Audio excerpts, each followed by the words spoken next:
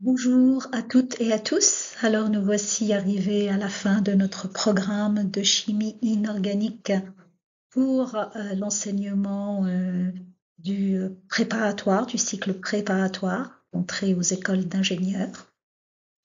Et il s'agit des courbes intensité potentielle, donc qui va se décliner en 2 séances. Donc cette vidéo va se concentrer sur la première partie de ce cours. Alors, j'ai sous-titré ce cours de l'oxydoréduction à l'électrochimie. Pourquoi? Introduisons donc ce cours et mettons les choses en place.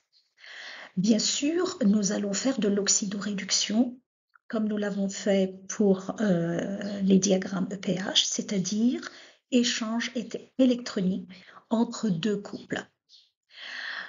Mais qu'est-ce qu'une réaction électrochimique? C'est une réaction d'oxydoréduction. Mais ce qu'elle a en plus, c'est qu'elle va, bien entendu, impliquer un transfert d'électrons entre une espèce en solution et une surface solide conductrice que nous allons appeler électrode. Donc, ces réactions redox ne vont pas se faire simplement en solution. Donc, une espèce va échanger des électrons avec une autre et basta. Non, cette fois-ci, nous allons faire appel au solide conducteur électrode. Eh bien, vous comprenez un peu pourquoi. C'est pour permettre aux électrons d'être transportés, d'être véhiculés à travers ces surfaces solides, parce que, comme vous le savez bien, les électrons ne peuvent pas se trouver en solution. Et nous allons voir tout l'intérêt de faire de l'électrochimie au lieu de faire de l'oxydoréduction en solution toute simple. Alors, je fais un petit peu le lien avec ce que nous avions vu pour les diagrammes EPH. Je vous rappelle que nous avions tracé la frontière entre le domaine de stabilité d'un oxydant et le domaine de stabilité d'un réducteur. Et à cette frontière, vous avez autant d'espèces oxydantes que d'espèces réductrices. Nous sommes à l'équilibre thermodynamique. Cette fois-ci, qu'est-ce que nous allons faire?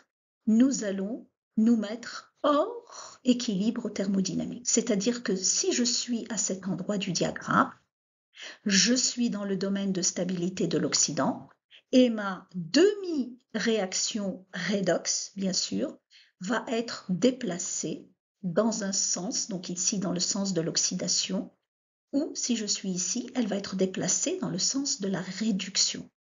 Donc, si je mets en plus une électrode conductrice, puisque je vais faire soit de l'oxydation, soit de la réduction, je suis hors équilibre, je vais déplacer mes électrons dans un sens ou bien dans un autre, et ayant mon électrode, ces électrons peuvent alors circuler et nous allons voir l'intérêt de faire circuler ces électrons.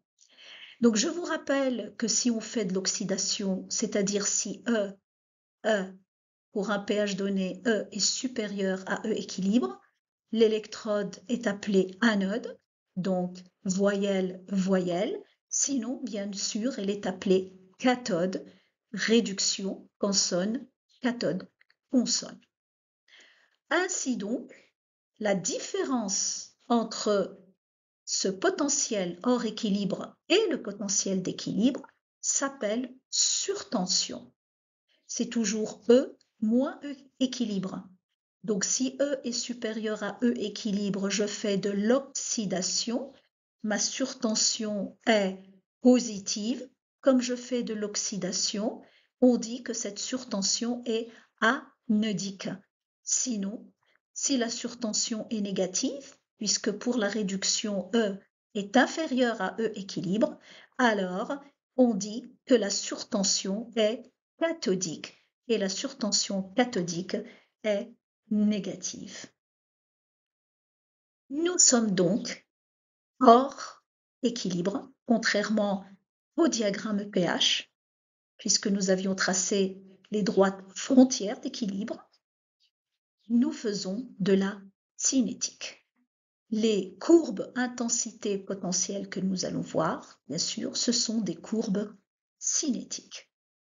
Alors, regardons un petit peu cette électrode et la solution dont je viens de parler. Donc, je vous ai dit que le transfert électronique allait se faire entre une espèce donc, qui est située au niveau de l'électrode et une espèce en solution. Alors, si je vais regarder un couple, OX1, RED1, bien entendu, le premier sens, c'est de la réduction, le deuxième sens, c'est de l'oxydation.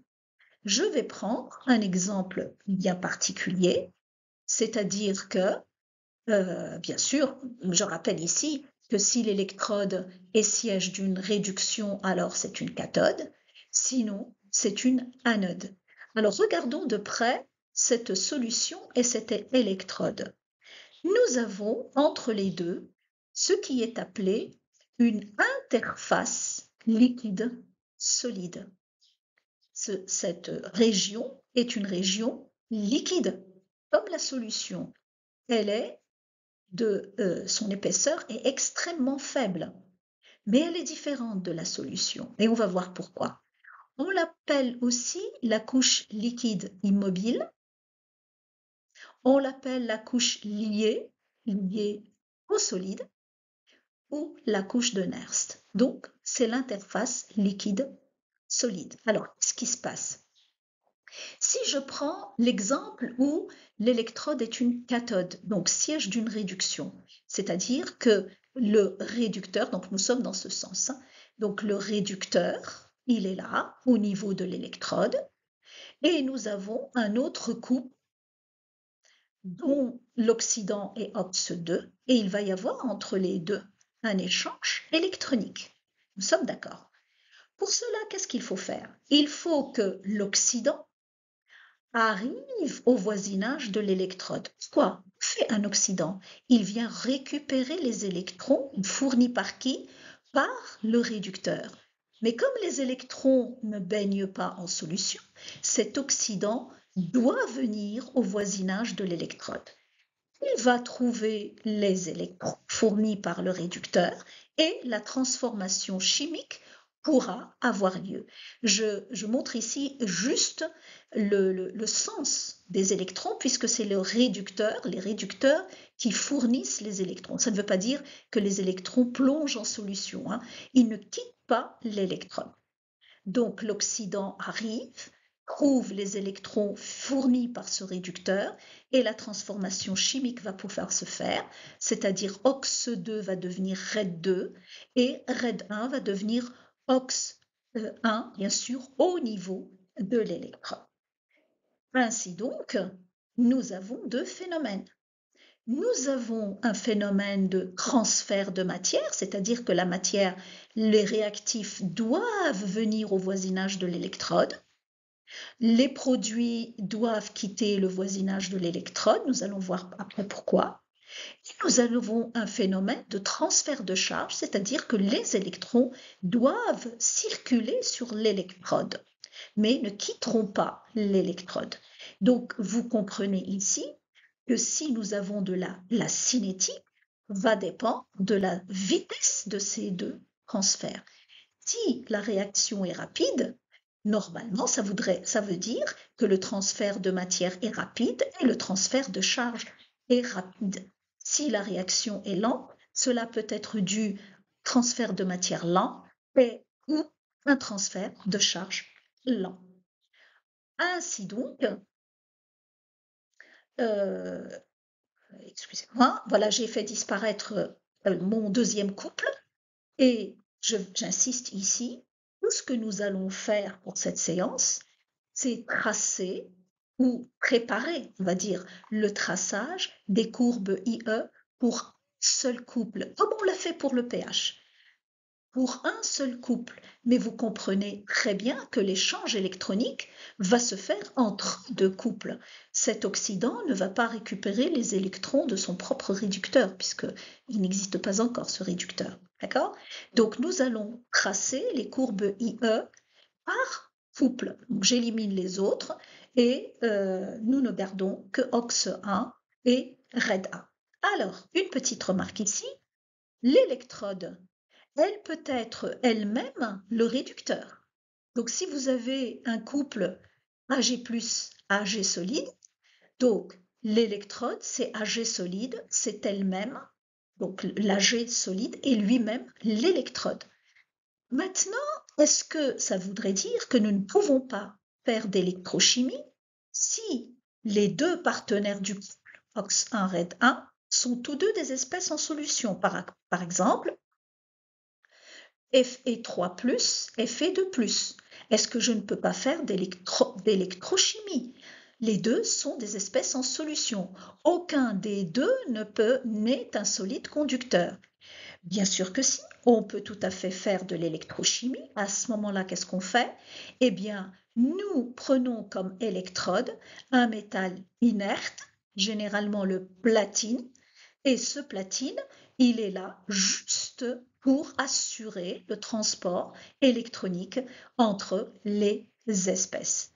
C'est le cas aussi si vous avez un précipité qui va adhérer à l'électrode. Donc, aussi, nous prenons le platine. Alors, nous allons maintenant un petit peu détailler les étapes de réaction dont j'ai parlé tout à l'heure, pour regarder de près les phénomènes qui prennent place. Alors, nous sommes d'accord, pour commencer, il faut que les réactifs approchent, ou ça, au voisinage de l'électrode, parce que les électrons sont au niveau de l'électrode. Une fois que les réactifs approchent, donc ça c'est la direction que je montre, eh bien, c'est parfait. La réaction chimique va pouvoir se faire puisque ces réactifs vont trouver les charges et vont se transformer en quoi? En produits. Donc la troisième étape, c'est l'éloignement des produits du niveau de l'électrode. On va voir pourquoi c'est très important que les produits s'éloignent du voisinage de l'électrode. Donc, comme nous l'avons dit tout à l'heure, nous avons deux phénomènes. Ici, ce que j'ai représenté en jaune, c'est-à-dire le transfert de matière, et ce qui est représenté en orange, le transfert de charge. Regardons les phénomènes qui gèrent ce transfert de matière, c'est-à-dire par quel miracle les réactifs vont de la solution vers l'électrode et par quel miracle les produits quittent la zone de l'électrode pour aller au cœur de la solution. Bien sûr, il n'y a aucun miracle. Le transfert de matière se fait par trois processus, dont le premier est la convection. Qu'est-ce que c'est que la convection? Eh bien, c'est lorsqu'on agite. Si vous ajoutez votre solution grâce à un barreau aimanté, grâce à une cuillère, grâce à un agitateur mécanique, tout ce que vous voulez, pourquoi vous le faites? Eh bien, c'est pour transporter votre matière, hein, pour la mélanger. Donc, la convection va permettre au réactif d'arriver au voisinage de l'électrode et au produit de quitter le voisinage de l'électrode. C'est un phénomène rapide, c'est-à-dire que si la réaction redox, hein, au total, dans le bilan de cette réaction, elle est lente, cinétiquement parlant, bien sûr, ce n'est sûrement pas à cause de la convection, à moins que vous n'ayez pas mélangé avec assez de vigueur. Par contre, quel est le problème avec la convection? Elle ne touche pas du tout, elle ne touche pas du tout l'interface liquide-solide. Je vous rappelle que cette interface est aussi appelée couche immobile ou encore couche liée à l'électrode. Et donc, si vos réactifs arrivent au voisinage ici de l'électrode, comment peuvent-ils avancer au niveau de l'électrode, puisque les électrons ne quittent pas l'électrode. Eh bien, ce phénomène s'appelle la diffusion. Qu'est-ce que la diffusion? Eh bien, c'est le passage de réactifs d'une zone de forte concentration à une zone de faible concentration, grâce à ce qu'on appelle le gradient de concentration. La concentration des réactifs est élevée ici, faible de ce côté-ci, donc vos réactifs vont diffuser de la zone de forte à faible concentration. Une fois que les produits sont produits, eh bien le phénomène inverse a lieu puisque les produits sont fortement concentrés auprès de l'électrode, mais il y a une faible concentration de produits au niveau de l'interface ici, liquide-solide. Donc les produits vont diffuser dans le sens contraire. Et grâce à l'agitation par la convection, les produits vont s'éloigner pour maintenir toujours une concentration faible de produits de ce côté-ci, bien sûr, pour garder la différence de concentration, le gradient de concentration important au niveau de l'interface liquide-solide.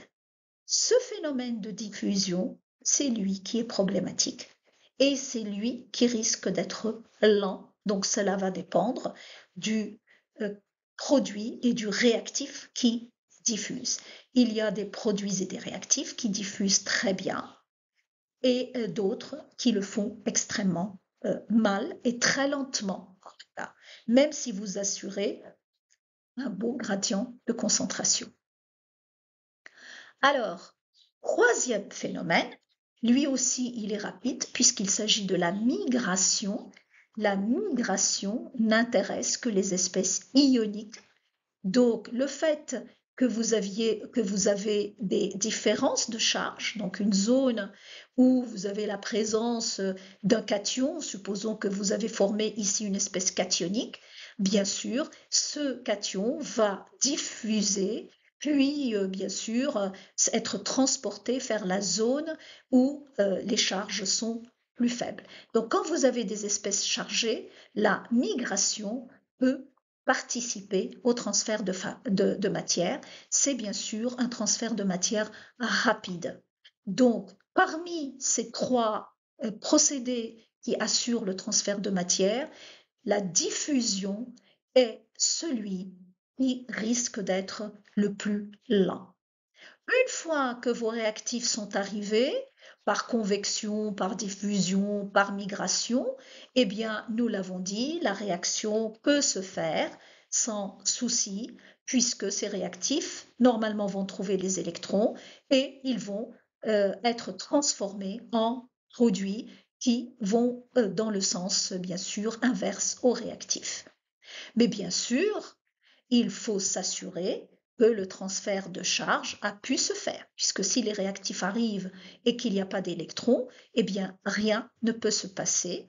Et ce transfert de charge, donc cette circulation électronique, elle, par contre, elle peut être rapide ou lente, et cela dépend de plusieurs choses que nous verrons tout à l'heure quand nous tracerons ces fameuses courbes intensité potentielle. Donc, qu'est-ce qu'il faut retenir ici? Que deux phénomènes sont importants à tenir en compte pour la cinétique des réactions électrochimiques. Pour la matière, c'est principalement la diffusion qui risque d'être limitante et bien sûr pour les charges, le transfert de charge peut être limitant aussi.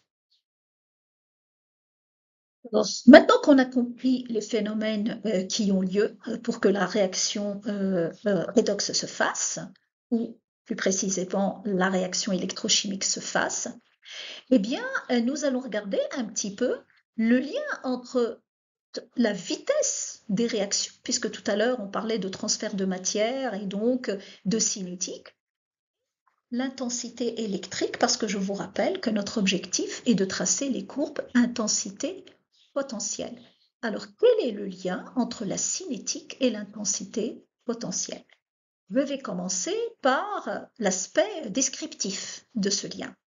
Alors, regardez, j'ai pris comme exemple une électrode qui est une cathode. Vous êtes d'accord? Elle est siège d'une réduction.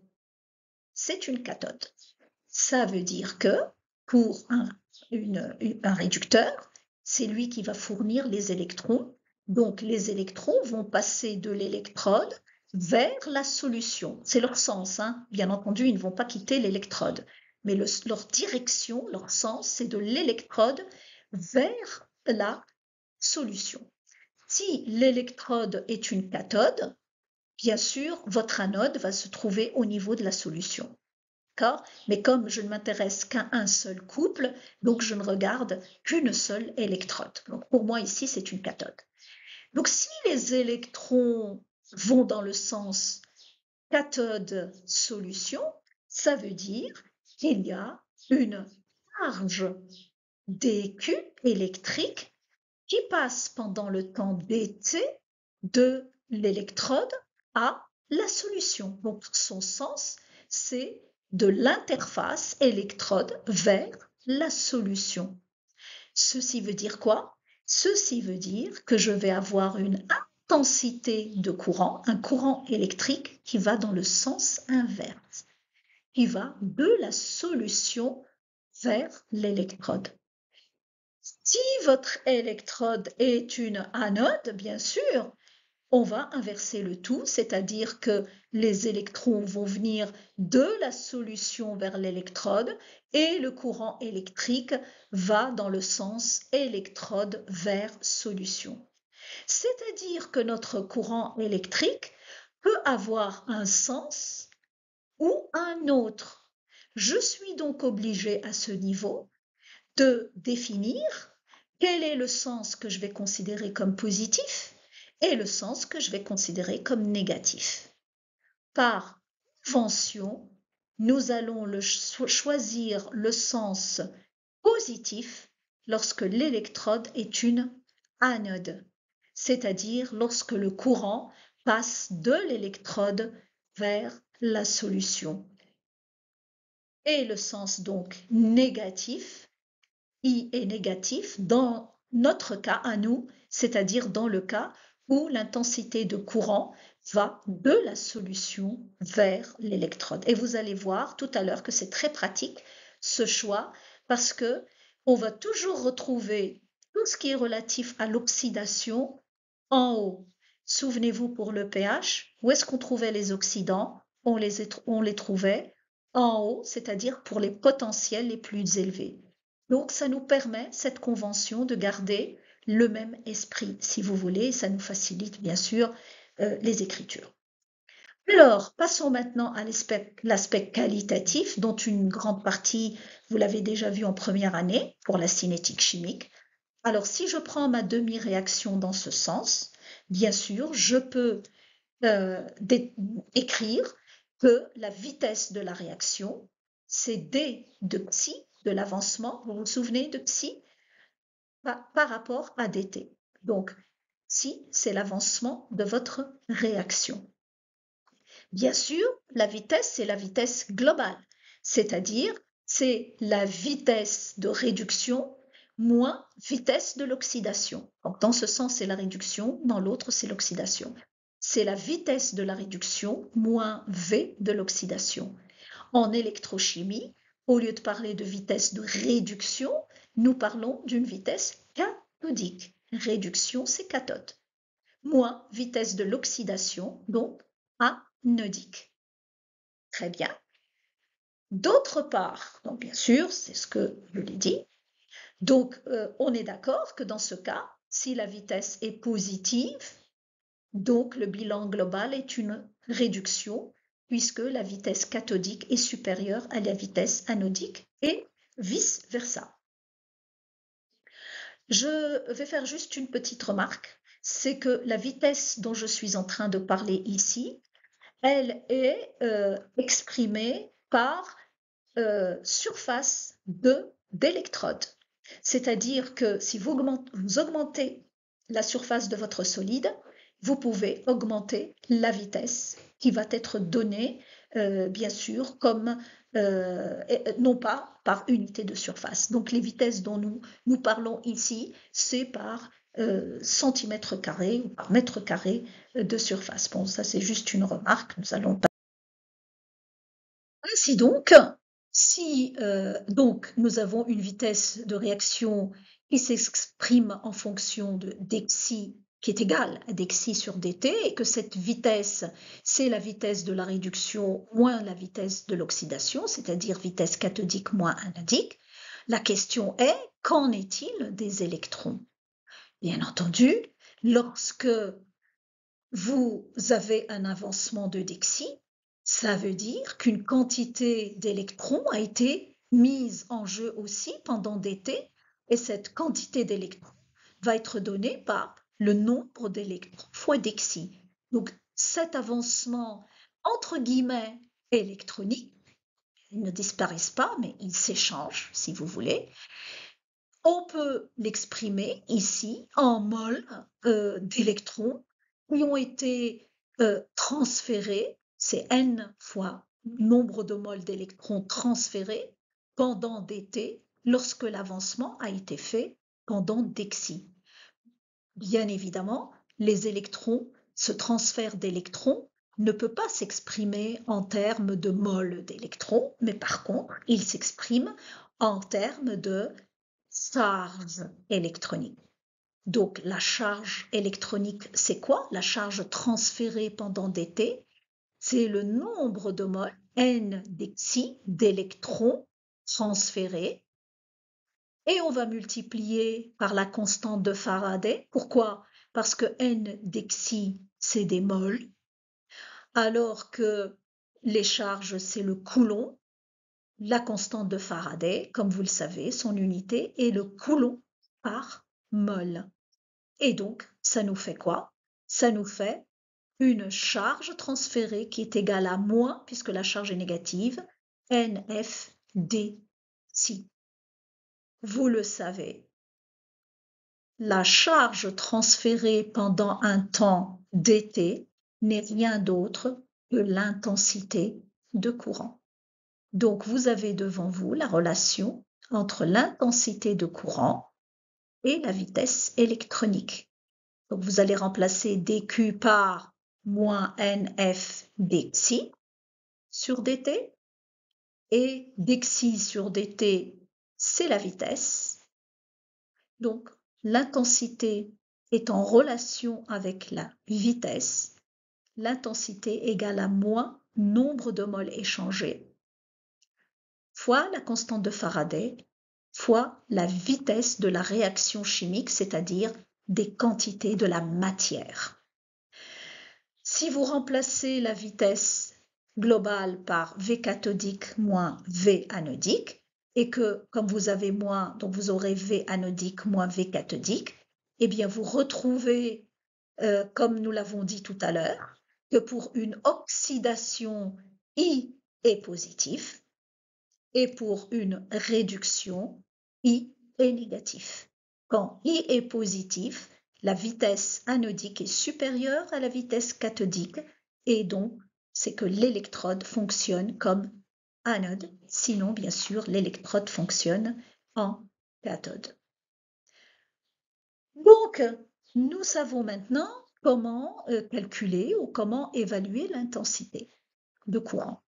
Ce que nous voulons tracer, c'est l'intensité de courant en fonction du potentiel redox. Nous pouvons le faire.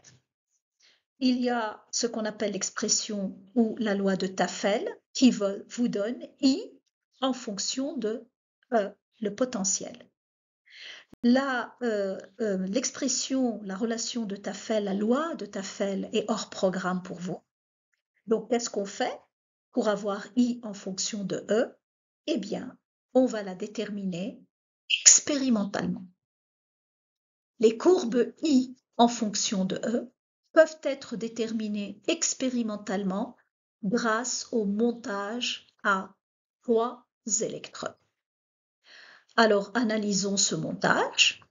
Nous avons, premièrement, notre électrode de travail, c'est-à-dire notre couple OX1-RED1 de tout à l'heure, Il est là, c'est lui qui nous intéresse puisque nous allons tracer la courbe intensité potentielle pour un couple. Donc, l'électrode de travail, c'est là où se fait soit l'oxydation si l'électrode est une anode, soit une réduction si l'électrode est une cathode.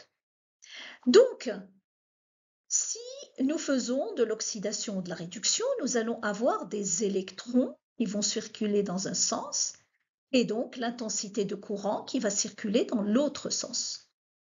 Et il va falloir fermer le circuit, bien entendu. Donc, l'électrode que vous voyez ici, c'est une électrode appelée contre-électrode ou bien une électrode auxiliaire, d'accord, contre-électrode ou électrode auxiliaire. Elle est faite d'un métal inerte, généralement le platine, et elle est là pour faire quoi? Juste pour faire circuler le courant, pour fermer le circuit entre l'électrode de travail et la contre-électrode. Pour avoir quoi? Eh bien, pour avoir I. Donc, si votre courant circule dans un sens ou dans un autre, si vous mettez un milliampère-mètre, vous allez pouvoir lire quoi? Lire I. Donc, nous avons I. Mais qu'est-ce que nous voulons, nous? Nous voulons I en fonction de E. Donc, je veux changer le potentiel de cette électrode. Grâce à quoi nous allons faire varier le potentiel? Grâce au potentiostat. Donc, si je varie le potentiel, eh bien, je vais lire une intensité de courant, d'accord? Je relève cette intensité de courant. Mais est-ce que E de l'électrode, c'est la différence de potentiel que vous allez lire ici? Parce que qu'est-ce que vous lisez? Qu'est-ce que vous avez ici? Vous avez une différence de potentiel entre l'électrode de travail et la contre-électrode.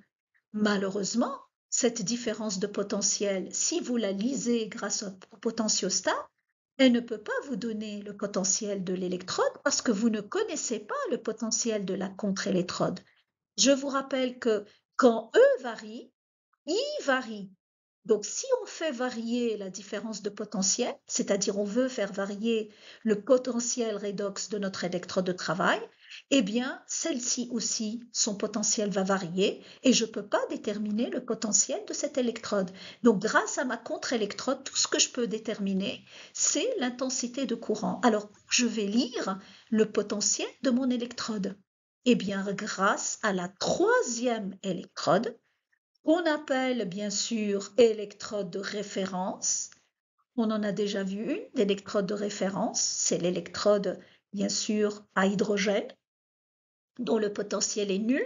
Ce n'est pas avec elle que nous travaillons parce qu'elle n'est pas facile à travailler, elle n'est pas pratique du tout, elle dégage de l'hydrogène, etc. Par contre, on travaille avec une électrode qu'on appelle au calomèle saturé et voici le couple que vous pouvez bien sûr équilibrer, vous pouvez déterminer son potentiel. Son potentiel n'est pas nul, mais son potentiel ne variera pas. Pourquoi? Parce qu'on va faire en sorte qu'il n'y ait pas de courant qui circule ici, à ce niveau-là, entre ces deux électrodes. Que le courant en généré ne se divise pas, c'est-à-dire qu'on va avoir un courant nul ici et tout le courant passe ici, qu'est-ce qu'il faut? Eh bien, il faut que notre millivoltmètre qu'on va positionner ici soit à forte impédance. Donc, ce millivoltmètre à forte impédance va permettre d'avoir une intensité de courant qui circule nulle. Donc, si I égale à 0, le potentiel de votre électrode de référence sera toujours à son potentiel de Nernst, d'accord? Calculé, vous pouvez la calculer, elle ne bougera pas. Résultat des courses, si je fais varier j'impose un potentiel avec mon potentiostat, la contre-électrode va me permettre de fermer le circuit et de lire I, et l'électrode de référence va me permettre de lire la valeur ici qui est la BDP, donc la tension, entre ces deux électrodes, c'est égal au potentiel redox de l'électrode de travail moins le potentiel de l'électrode de référence. Comme ce potentiel ne varie pas et que je le connais, c'est le potentiel de Nernst, donc il me suffit de relever la valeur de la tension de mon millivoltmètre et vous aurez E. Vous pouvez donc avoir E en fonction de I. Voilà comment on fait. Et donc, qu'est-ce que ça nous donne?